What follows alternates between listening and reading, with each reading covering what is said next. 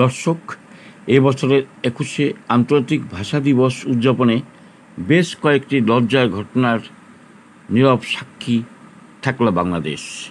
কিন্তু বাঙালি চেতনার অস্তিত্বকে বন্ধ করার কোনো ক্ষমতাই ইউনূসের নেই।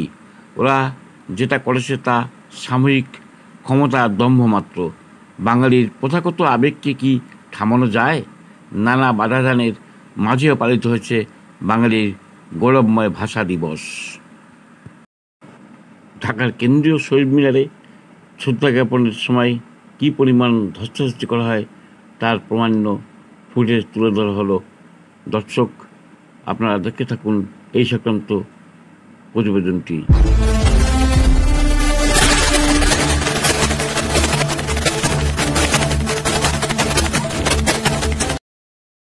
ইউনূসের মদদে তারই দোসর জামায়াত শিবির হিজবুত তাহরীর জঙ্গিরা এদিন দিবসটি পালনের নানা প্রতিবন্ধকতার সৃষ্টি করে।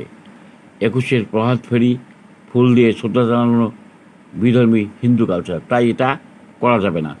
ভাষা দিবসে বাংলাদেশে ভেঙে গুড়িয়ে দেওয়া হলো শহীদ মিনার, থামানো হলো 21শে অনুষ্ঠান। রাজধানী ঢাকাসহ বিভিন্ন স্থানে শ্রদ্ধাঞ্জলিতে বাধাদান সহ নানা উপকর্মের সৃষ্টি করেছে ওরা। আমার ভাইয়ের রক্তে রাঙানো 21শে ফেব্রুয়ারি আমি কি ভুলতে পারি? আমার অমর 21শের এই আবেগময়ী সঙ্গীতটি সারা বিশ্বের তাবৎ বাঙালির নিরবচ্ছিন্ন অহংকার।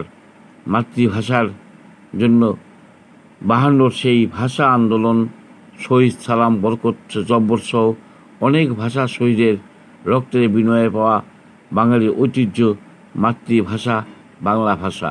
আর এই ভাষা আন্দোলনের চেতনায় উদ্বুদ্ধ হয়ে 9 মাসের মুক্তিযুদ্ধের পর বাংলাদেশের মানুষ স্বাধীনতা লাভ করে। কিন্তু স্বাধীনতার 54 বছর পরেও পুরনো শকুন পাকিস্তান ও তাদের এই দেশীয় দোসররা রাজাকার জামাত শিবির স্বাধীনতা লাভের পর থেকেই নানা ষড়যন্ত্রে লিপ্ত থাকে।